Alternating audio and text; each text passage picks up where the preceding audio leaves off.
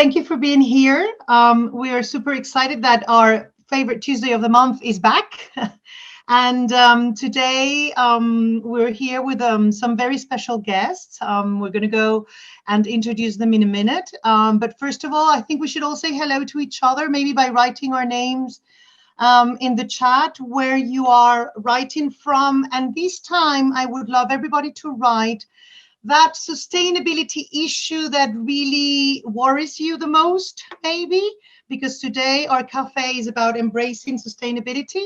So maybe if you can write your name, where you're writing from, and that sustainability issue that is always there in your mind. I must say that water shortage is one of my biggest worries.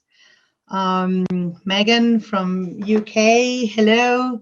I can't stand single-use plastic at the grocery store. I know. But I think more and more we see people... Especially in the fruits and the vegetables, there's always so much plastic, too much plastic. I know. Every time I come from the supermarket, I feel so bad because I organize everything in the fridge and I throw away packaging, and I end up with this huge bag and I feel so bad about it. Yeah. I'm worried about water shortage because of pollution, of course, and yes. Anybody else? Here we have Lund from Sweden. Welcome. Climate, education for all. Okay, not leaving anyone behind. Yes, and that's why we're here, so we can change things. Bara from Borno, from Czechia. Although it's raining a bit today, yeah, lack of water in landscape is worrying more and more. You're right. And Ansa, welcome from Bilbao. An EntreComp champion. Yes, we have quite a few here in the room, people. And you're worried about food. Okay, yes, definitely. I think, well, everybody says hello. Lack of food. Lack of food, not food, unfortunately. Yeah, Anna from Czechia. Look, Bara, someone else from Czechia. And welcome. Ashley, she's joining from Valencia today here in Spain. Luxury industry and the fast fashion worries me. You might have an answer for that today, Ashley. I agree, fast fashion, yes. And Philip from the Caribbean, no, not anymore. From Brussels, hello, Philip. He is concerned about the lack of sustainability literacy, and lots of people, yeah. And Luis from Bilbao as well, but now living in Valladolid. Welcome everybody. I think, oh, there's more coming in. I'm so happy. Thomas from Greece, energy poverty is really worrying. Yes, absolutely. And Greta from Belgium. Welcome, Greta. How are you? Many, I know, nutrition, water, fast fashion, education, etc. Yes, so many issues. You're absolutely right. I think that maybe because there are so many different thoughts behind what sustainability is and has been historically, maybe we can start by thinking of a definition that is being used more and more these days, okay, because there have been many, and it's the one that says that sustainability consists of fulfilling the needs of current generations without compromising the needs of future generations, while ensuring, of course, the balance between the economic growth, the environment, and the social well-being. And that's why sustainability, we can say that there are three pillars behind it, which is the people, the profit, or the economic growth, and the planet or the environment. Okay, but I think that to understand sustainability and its implications, it is essential to mention the Sustainability Development Goals and the 2030 agenda. Okay, which was public in 2015 by the UN, and I'm sure we all here are pretty familiar with it. But maybe we can share a link in the chat if you want to learn about a bit more about the actions that are being taken from the UN perspective. And in this respect, these 17 Sustainable Development Goals have been have been public for quite a while right now for us to take action individually and collectively. And that's maybe the most important message for me now, is that we cannot wait for others to change things. It's also the little actions and the little things, just taking responsibility of your own actions, that will lead to a bigger change. Someone mentioned in the chat about education and the lack of sustainability literacy, and that's true. I think we have a big role to play there. But let's see these three elements or pillars in more detail. Okay, there's the economy, the society, and the environment. Okay. And these three pillars, when they converge, is that we can call that an action, maybe an action is sustainable, okay?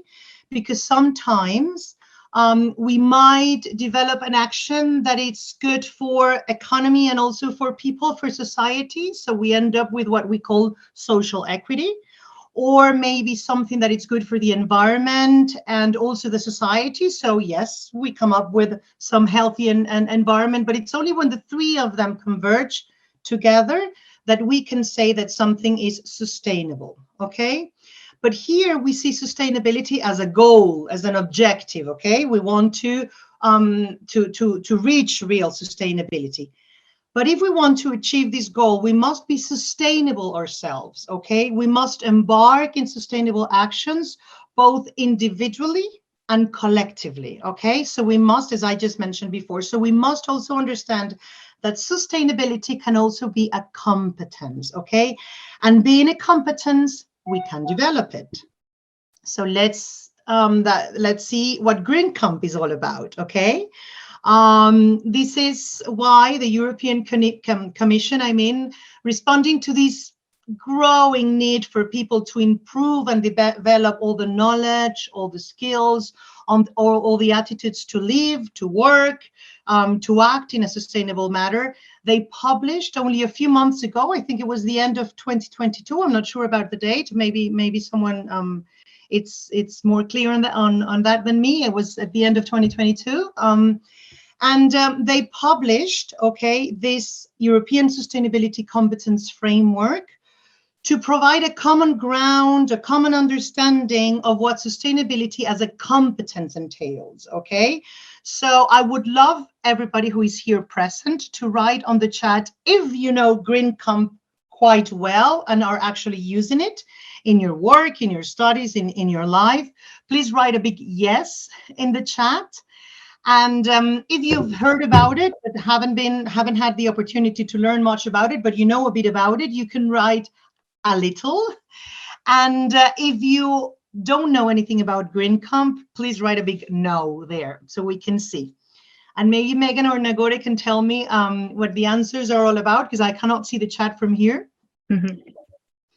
I can see some yeses, some littles. I can see some no's. I think it's going to be quite varied, to be honest. Okay, great to know, because maybe then we can share in the chat a link to EntreComp, because EntreComp has been written in a way, I don't know if those of you who know it agree with me, but reading this framework is quite friendly. It was written in a friendly way. It's easy to understand, to relate to what it invites us to do.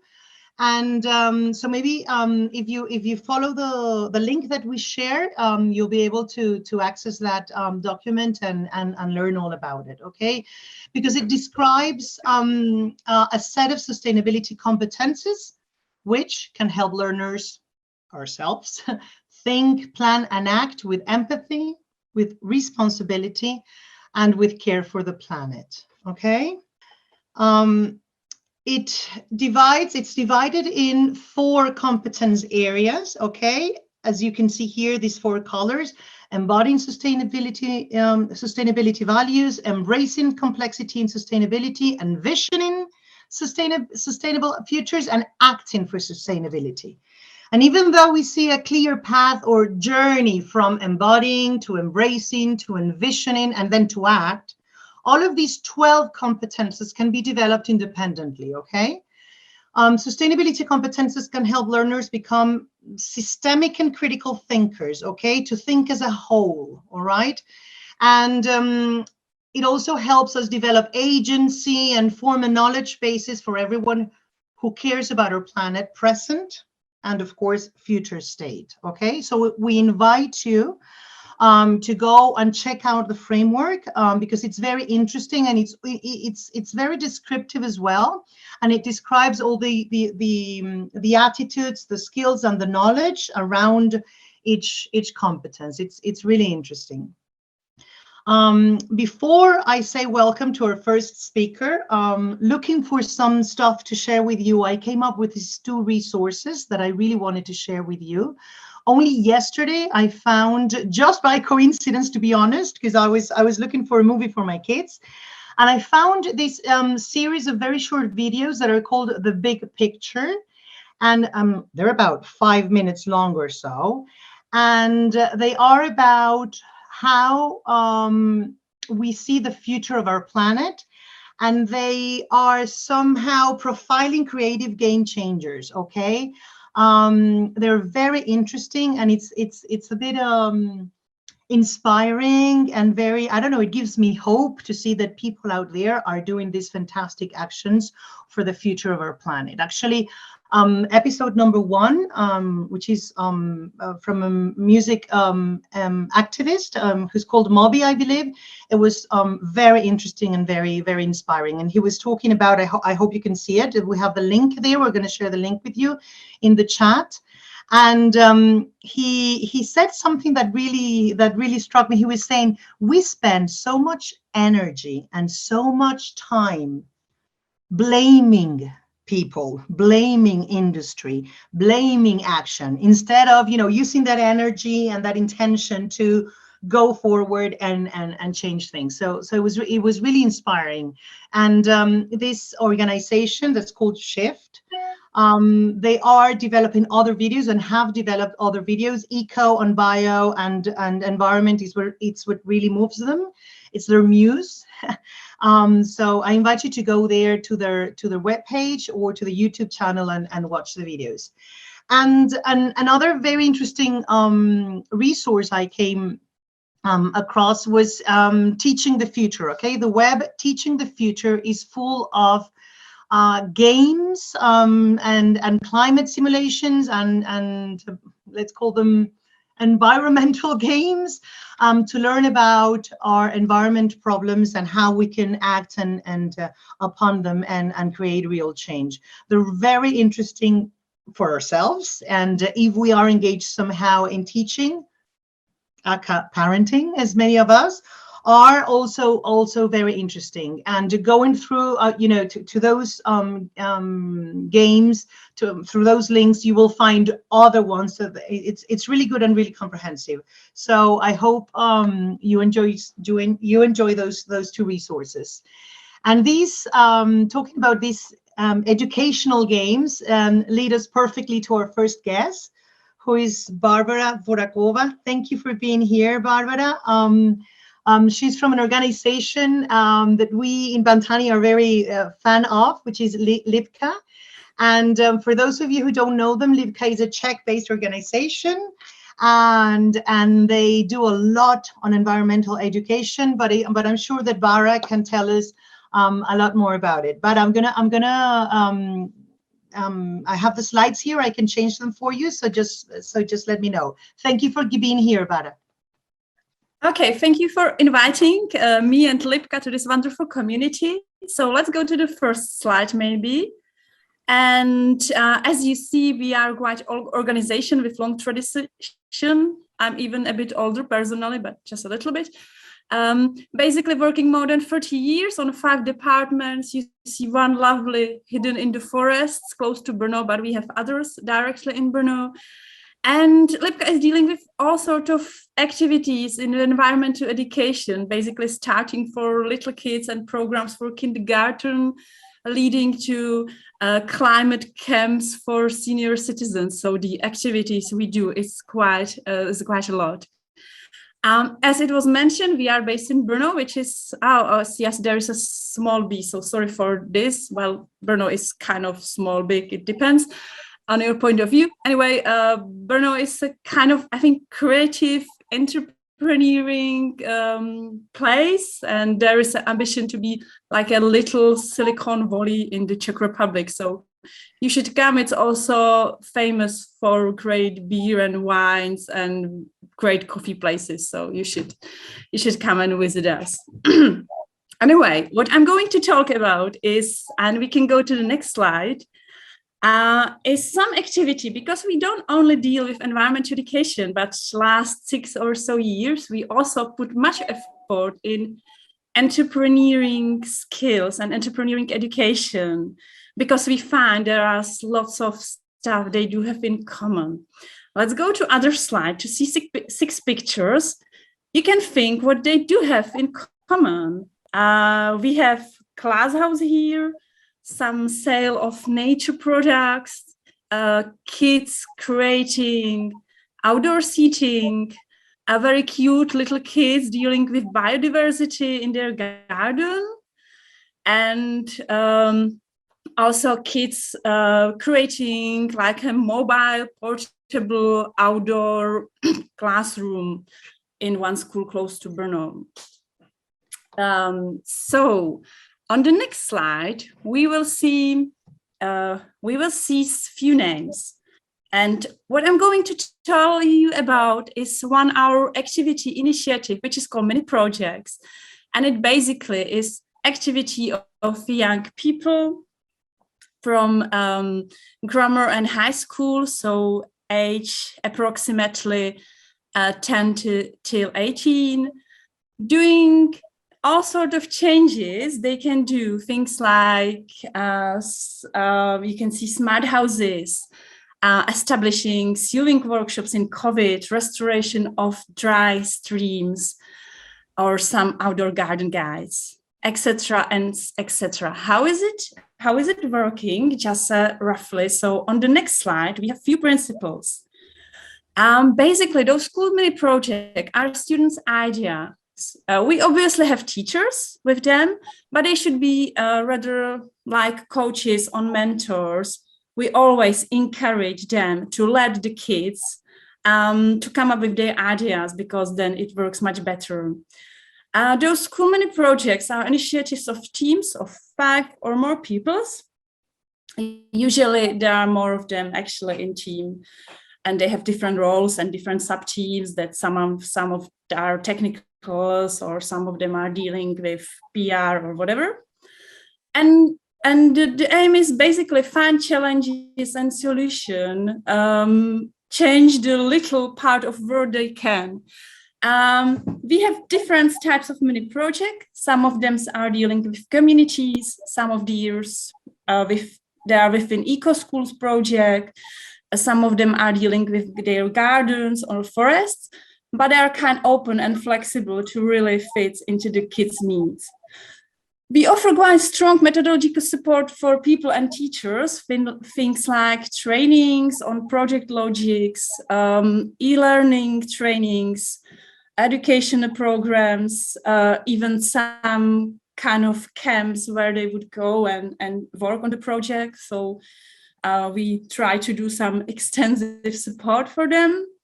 And also, when they have this idea, they have to fill some kind of grant application, which is a bit similar to the big ones we know all, I guess.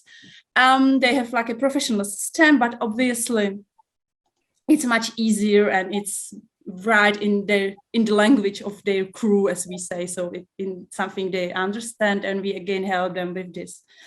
And if they do succeed, they get amount of 850 euros. And basically, they can use them for make their dream or their ideas real. As we are organization dealing with environment education, sustainability is obviously key aspect. It's important for us.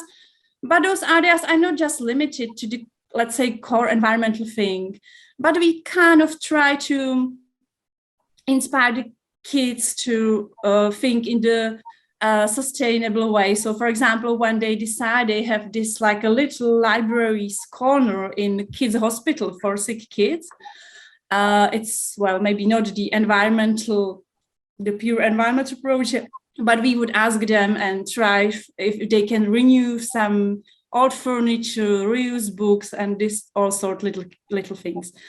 And in last 3 years, we have done around 800, or schools have done with our support, around 180 projects.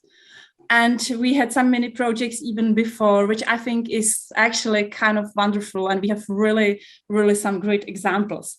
Let's go to the next slide, because sometimes people keep asking us, because they know Lipka is this environmental education organization doing all those Earth Days and this sort of things, you know, nature, forest. And they keep saying, but why are you dealing with entrepreneuring? You know, it's not your business. But we really think that we need to connect sustainability and entrepreneuring, because quite a lot of studies show something that is quite alarming, that kids know about environmental problems like climate change. They are aware, they know some basic facts, but they are saying things like, I have no power. They don't really trust themselves. They don't think they have ability to change anything. And I think this is a serious problem we are going to have. But when we read the reports from many projects, we see them in completely new light. And basically they keep saying, well, we made it and we did it, and we are really excited. So I think that's a very good argument that they need to be entrepreneur to actually make the environmental change. On another slide, and we are going to the end, you see one of the mini projects that was done like in comics by one local Czech artist. And again, we have kids dealing with one problem. They don't like this ugly gray wall close to the school. And they decided to make it green with some like a special PET bottle hanging system. And again, they keep saying, it was difficult. It wasn't a piece of cake, but we made it. And sometimes adults don't trust us, but we can make things if you let us, and we need to make these real projects. We know lots about quadratics, equals, and whatever, but we really need to do this sort of project. So, and last example, last not but least, I have actually a question for you. So you can chat, and if you will be right, if you come to Brno, I will invite you for a coffee or beer or wine or whatever. And the question is, do you know any very smart Czech guy and who is actually connected with this little picture? So who might this Czech guy be connected with peace? He is dead now, so it's a kind of hint. So I'm wondering if there's someone who will come up with. If anybody knows, should write it in the chat. Yeah, you can chat it. I do, but I'm seeing the next slide, so that would be cheating. Yeah, so you can't say it. So I will wait a few seconds. So very smart guy who basically changed the science. He was a monk, this type of monk and scientist, and he did something with peace. So let's see. Anybody has an idea who that could be? Okay. Yes, Stefano, congratulations, you have a beer. It was Mendel. Okay, good. So let's go to the last slide. In the chat, I'm going to share a video with you that's called Smarter Than Mendel, because Mendel was smart, he was obviously smart, but he was famous with his plant experiments doing in this glass house.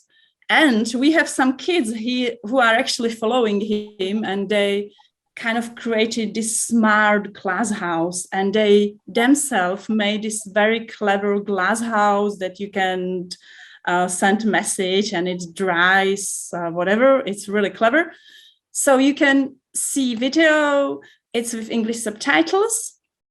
And it's actually, they are talking about the process, what they have learned.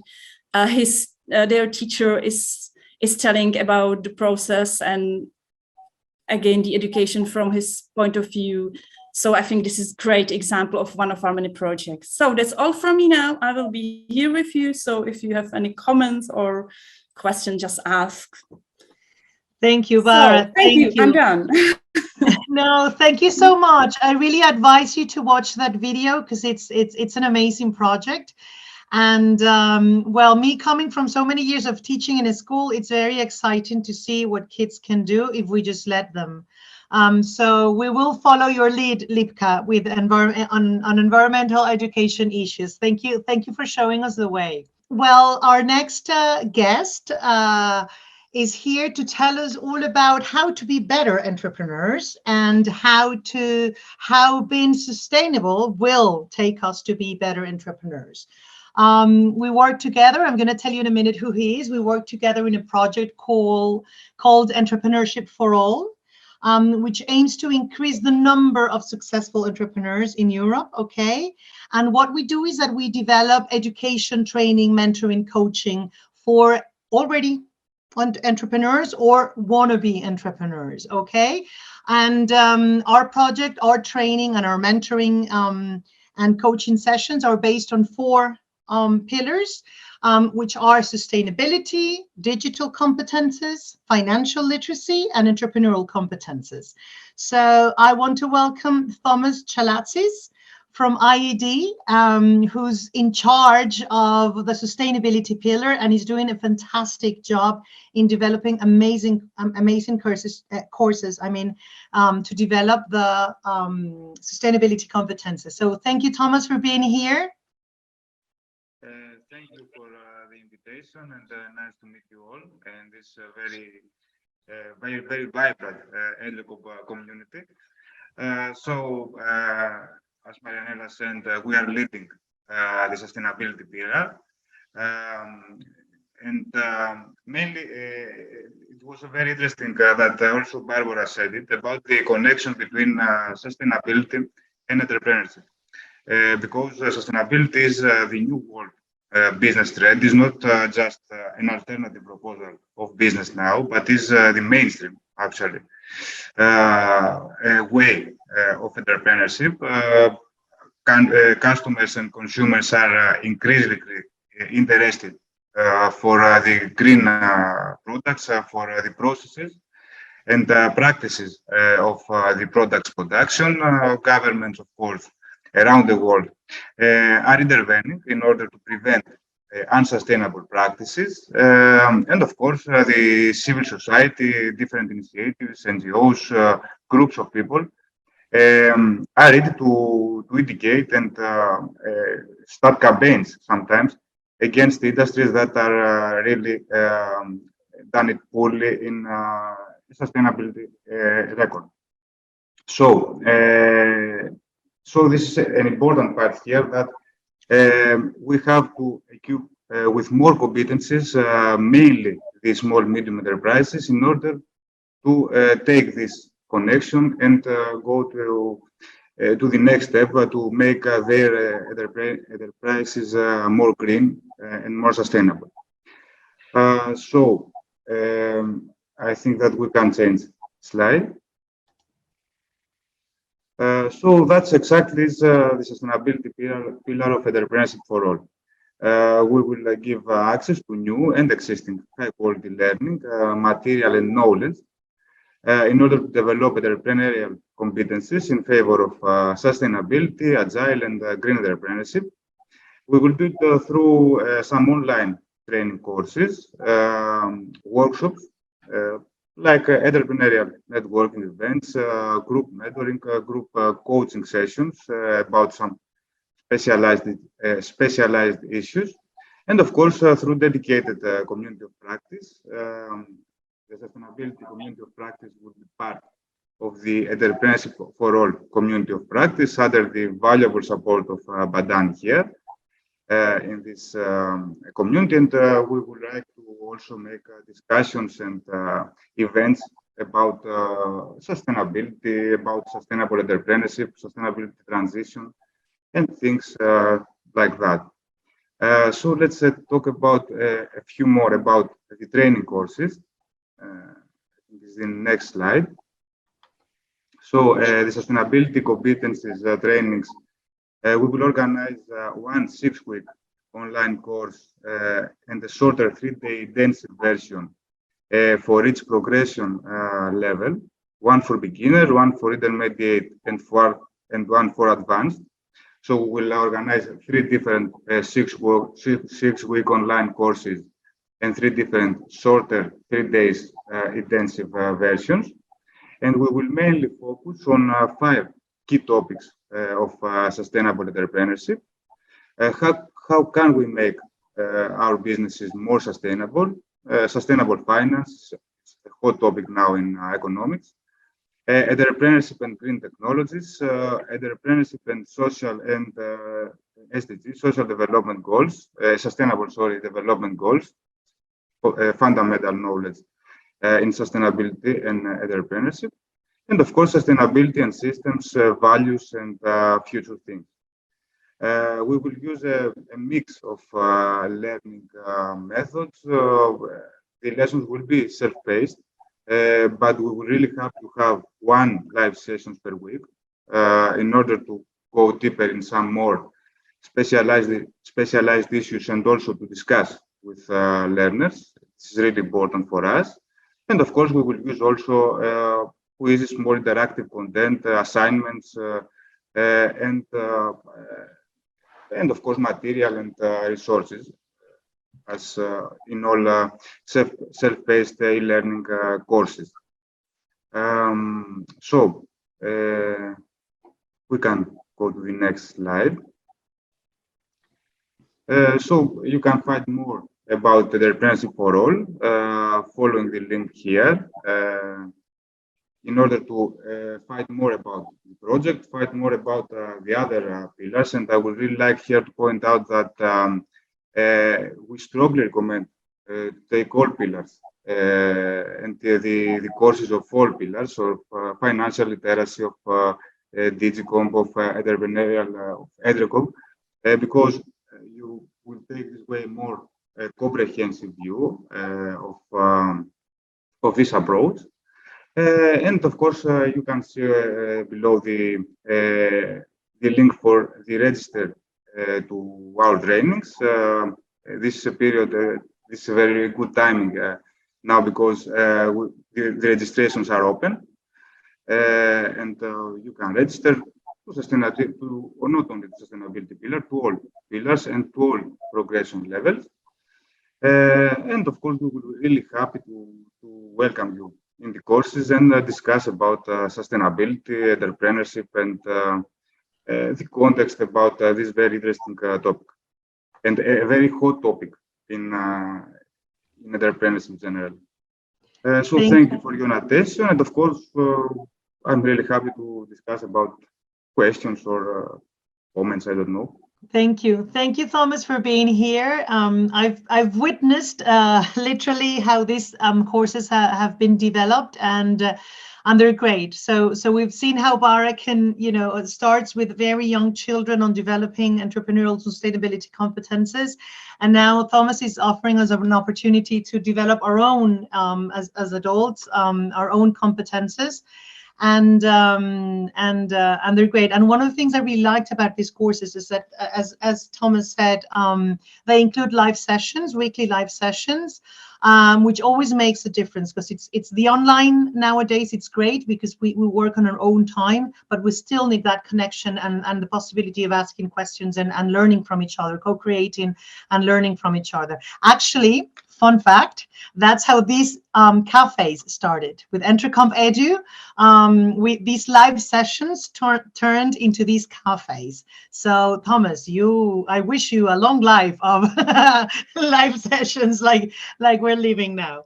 So Nagore has shared all of the info there in the chat, and you can register because we start soon, right, Thomas? We can actually register now. Beginners course will launch next week. We will start next week with beginners course in all levels.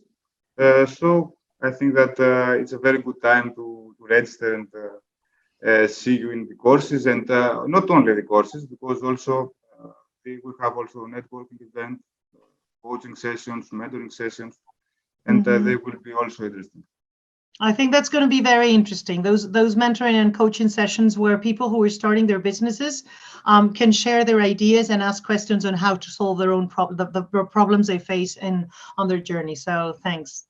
Thank you, Thomas. Thank you very much. And if you have any questions, just raise your hand, write it on the chat, or maybe at the end we can have a few minutes for questions. I think we have also shared your contact. So that people can write to you and ask you if there are any questions. Thank you. Thank you for being here, Thomas. Well, this takes us to our next guest. I want to introduce you to our friend, Philip Bergelman from Thomas More University. He's here to fill the gap, the bit that we're missing, higher education. What do we do with those post-teenagers? How do we get them to do stuff to change the world? Thank you, Philip, for being here. Thank you, Mariana, everybody, and nice to be with you here in the cafe, virtual cafe. Yeah, we can go to the next slide exactly because sorry, I will tell you a little bit about the specific track that I do in the second year of a bachelor course called International Entrepreneurship. The track is called International Innovation Lab, and I do that together with Katrien, who is also somewhere in the cafe, I think. And basically, I would like to explain two things: how we unlock and empower entrepreneurial competences directly connected to EntreComp by using specific problem cases, which in this case is about sustainability. So you can go to the next slide. A typical track in the Innovation Lab, as all these courses are called, because I do it in several disciplines, starts with a hackathon, has then a development period of 10 to 11 or even 12 weeks, and ends with a live event. And by doing so, we are actually simulating a startup environment, a startup learning environment with the students. So it's often for the first time that they do that. Like in corporate and business environments or whatever startup environments, a group of people is confronted with a certain challenge and they organize themselves in a certain way. We use the method of a lean startup and using also specific tools in order to, at the end, come up with a concept or a product. At this moment, we call it a minimum lovable concept because at the beginning we thought that we would be able to push them to create minimum viable products, but that is a little bit too high as a stake, let's say. So we came back to ask them to create solutions based on challenges, where at the event we are astonished and we say, wow, what a great concept this is, and we fall in love with it. That's why we call it the minimum lovable concept. And the challenge this year, because every year we look for a different challenge, which is always connected to sustainability or sustainable development goals topics, is about fashion. Fashion goes green. Specifically circular business models in fashion, because the course is a business course. And we also asked them to think of more than just new products, fashion products, or fashion designs. We also forced them to think about the surrounding realities of products. Specifically in fashion, which is logistics, but also humane working conditions, honest communications, etc., in order to give them a feel of what I think is a green comp, sustainable comp competence, thinking holistically, thinking in systems. It's not only making, like, I don't know, a recycled shoe or something that makes a full new interesting circular or green or sustainable business model. Next slide, please. So just to give you a flavor, hackathon, I'm sure that everybody knows what this is. It's a one-day, very intense creativity moment, an ideation pressure cooker, I call it, where we also teach them creativity techniques, brainstorm techniques, where we converge and diverge. We challenge them to come up with 100 different ideas on that same day for this specific challenge. And at the end, we select until there's one idea left. Next slide, please. And then during the rest of the semester, we take them into 10 to 12 sessions of 2 hours per week, where we talk and work together with the students. They are organized in startup teams. But we also started to use Miro as an online working environment in order to be able for the teams to continue to work also outside of these hours. So in order to also there stimulate the reality of how a startup works, it's not only in the strict scholar hours of a school. Next slide. And at the end of those 10 to 12 weeks, we simulate the reality of a pitch event, where we invite some jury of experts on the one hand, and some audience, which are often students from other study years. Sometimes there are some small technology fairs, etc., taking place. So in order, this whole trajectory simulates very profoundly how startups actually think and act. Next slide. And the really important thing here to know is that more important than the quality of the product or the new service that students come up with is the whole process of using new tools and getting acquainted and familiar with the way and the mindset of how startup, an entrepreneurial group of people, that is challenged to be innovative works, because it's not so that even simulating and using all the startup method and using all these tools, at the end we have like silver bullets, new solutions. Sometimes we have like really new things that eventually after this track live further in forms of a student startup, but it's more exceptional than a rule. But for us, being confronted with tools and the mindsets, the competences of what entrepreneurs in a startup do is more important. And then we use this lean startup method, which is this iterative process where you build an idea. I'm sorry, some of the content of the slides is in Dutch. I think it's comprehensible for everybody. You build it and you come up with an idea, you build a prototype, you measure it by testing it, by doing surveys, by questionnaires, etc.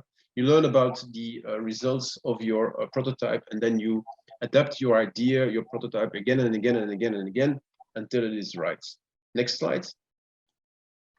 For that, also here, most of the content of the slides is in Dutch. Apologies, I didn't have a lot of time. I was in the Caribbean. No. But on the right side, it's the list of typical business innovation tools that we use, specifically from number 3.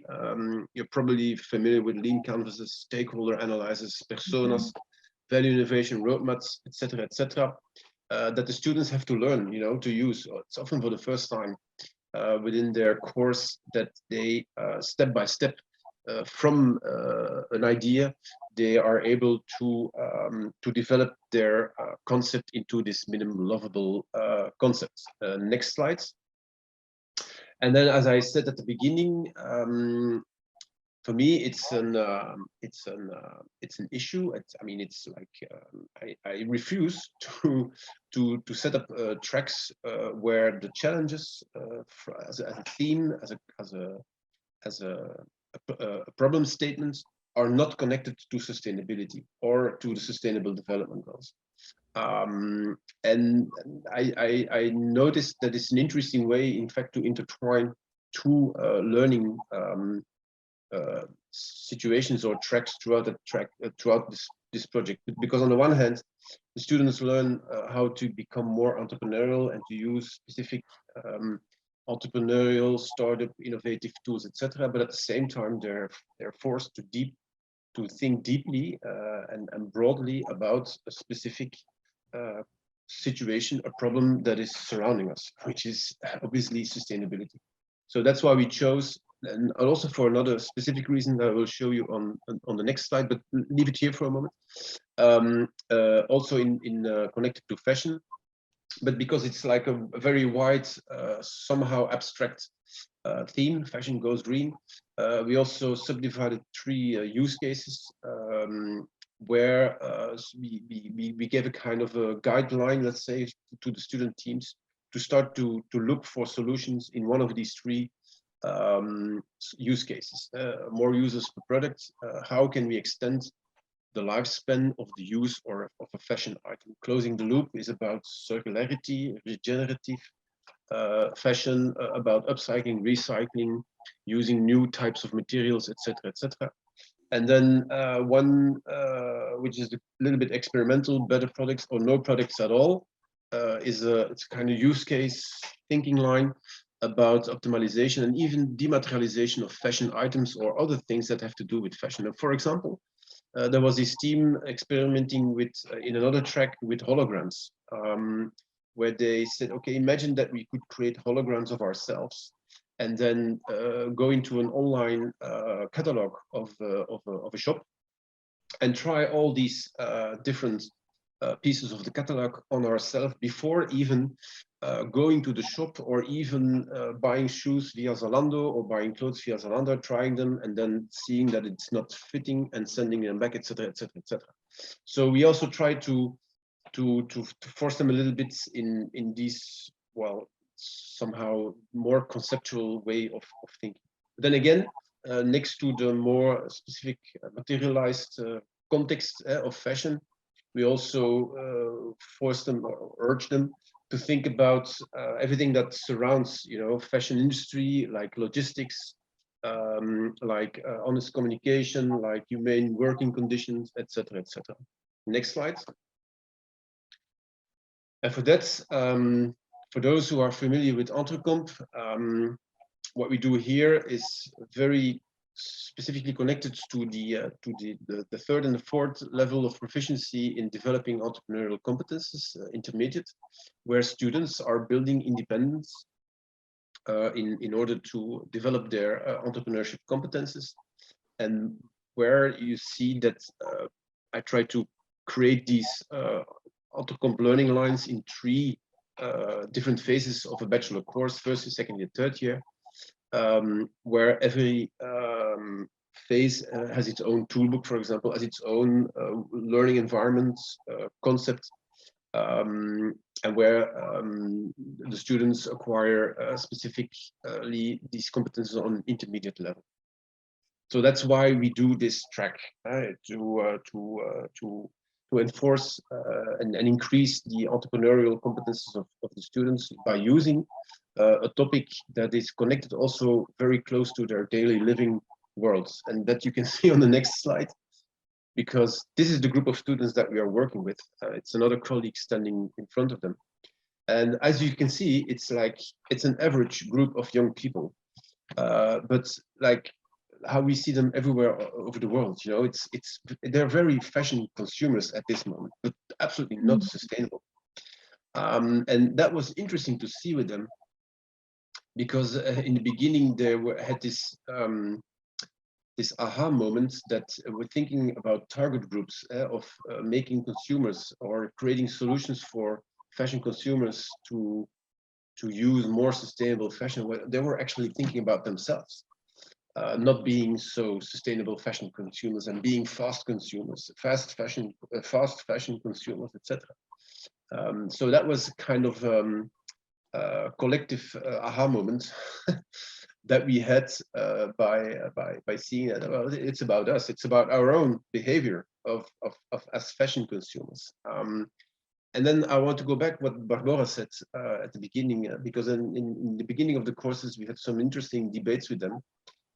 When they said that, well, Professor, why are we doing this? Because I, as an individual, I'm not able to chase something about sustainability in fashion, because if I would like to be the only one using recycled shoes, what will happen? So they also there have this biased belief that I cannot change the thing. So because I cannot change it, I don't do anything. on one hand. And then the other thing is also about sustainability literacy. Because we can think, if you think back of like the climate protests that we had a few years ago, that you could have this idea like, okay, these young generations are like very, very, very into sustainability. Well, in reality, it's not the fact, unfortunately. And we did some like very basic polling. For example, if you ask this group, on average, who is familiar with the Sustainable Development Goals, I think that not more than 3 to 4 hands will go up in the air. The other ones, never heard of it. Another debate we also had was, for example, what was it again? Something specific. Oh yes, for example, the idea of not having a fashion item as a property of yourself, not having this logic of going to a shop, buying it, and having it in your closet, and not using it for the rest of the year. It was something that I never stood still about it. That it's also possible to rent, for example, fashion, to try to think start to think of concepts like fashion as a service, for example. But yeah, they have to get over this threshold that at this moment, buying fashion and being a fashion consumer is something that you buy, it's your property, and then it's like in the closet, and then it never leaves that closet again. They were like amazed knowing that from research in the United States, I think, what was the figure again?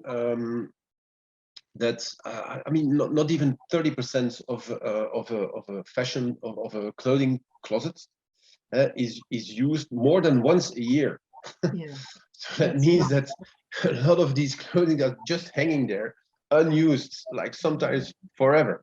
So that's a lot of insights that they, by doing this track, they acquired. So, and we hope by then not only that they are now becoming a little bit more entrepreneurial and innovative, and trying to look for innovative solutions for an actual problem, but they actually hopefully will become a little bit more sustainable as a person themselves.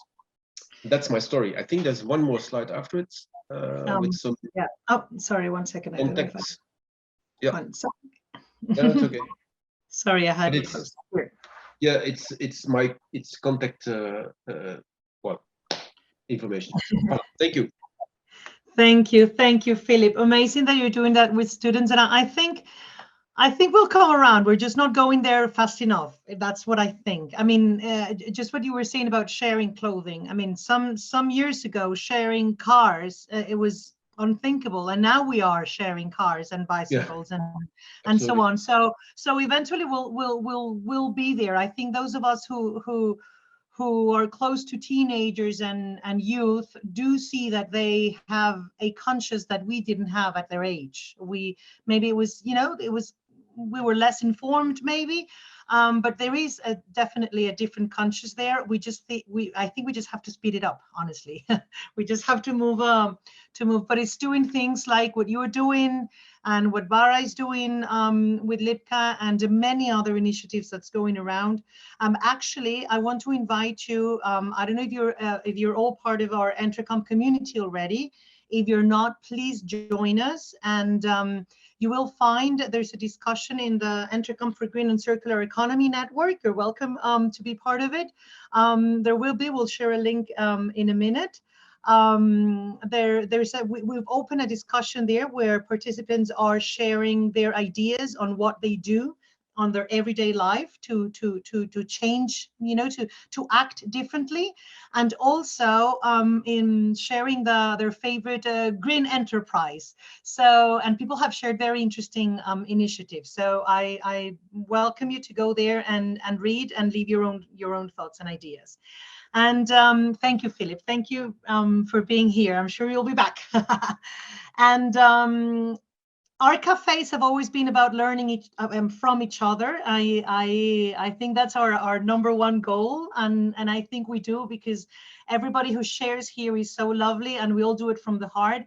But we always like the idea of copying each other, doing things that we can easily copy and do. I think copying and pasting used to be bad before. Now I think it's great because you should copy and paste the great initiatives. So I don't know, Megan, if you can share the Jamboard that we have prepared, and we spend our last 5 minutes working on it. I've just shared the link into the chat, so please feel free to open that up. I can see some of you are already joining. Let me just quickly share the screen with you so you can see. Okay, so here you've got the different slides, cool sustainable ideas for a better future in our everyday lives. I'll give you guys a couple of minutes. We're almost at time today, but please feel free to add your ideas of what you think the other members of the cafe today can learn from, and things you can share, things you think that can inspire us. So please feel free to add your comments. And if you're not able to add your comments onto the Jamboard, please feel free to add them directly into the chat. We'd love to see what you can come up with there. Okay, so I'm seeing the first one there. I carry my refillable water bottle everywhere. I think that's a very good idea. A very simple way to cut down on plastic, at least. Let's see, use the bicycle for commuting and transportation in the city. Again, that's another fantastic idea. Maybe for some of us, it depends a little on the city. That I think our friends in the Netherlands, in Belgium, are very used to traveling on bicycles, but maybe here in the UK, not so much. Okay, I switch off the light in every room when I'm leaving. Of course, that's something that everybody can do. It's a very simple thing to do in our own homes. Buying clothes from secondhand stores, very nice. Fantastic. Well, please feel free to keep adding things in there. Learning to shower with colder water to avoid waste. That's very brave of you. I like it. And here in the chat, we've got a few things coming in too. So reusable veg and fruit bags for the supermarket, car sharing, repairing clothes, upcycling worn out items. Fantastic.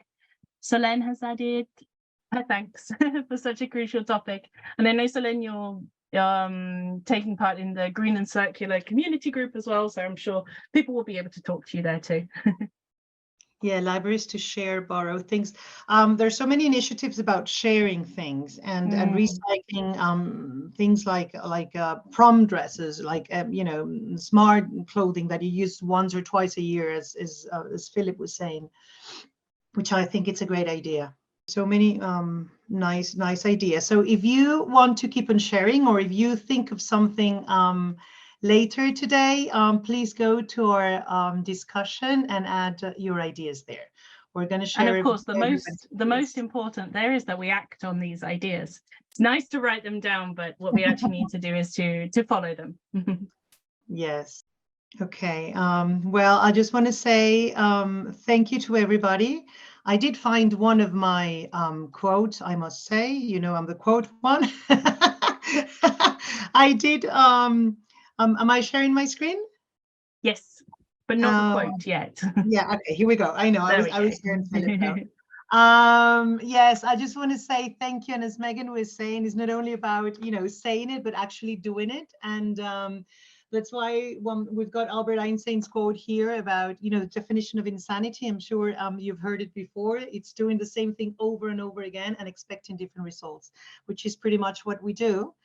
And I think we do have to change that. So thank you, everybody, especially to Bara, Thomas, and Philip for being here and sharing your wonderful and inspiring initiatives and work, everything that you do. Thank you for being here, and thank you everybody for being with us, embracing sustainability. So let's spread the word. Come and join EntreComp Community, the discussion, add your ideas there, and we'll see you on our next cafe, Megan, which is on May the 16th, I believe. Good question. I think it is the 16th. It's a Tuesday, I believe it's the 16th, and it's going to be a very interesting one because we are going to explore what artificial intelligence is doing to education and how we can turn it around and make it work for us and not against us. So it's going to be a very interesting one, and we hope to see you there next month. Thank you, everybody, for being here. Have a wonderful month.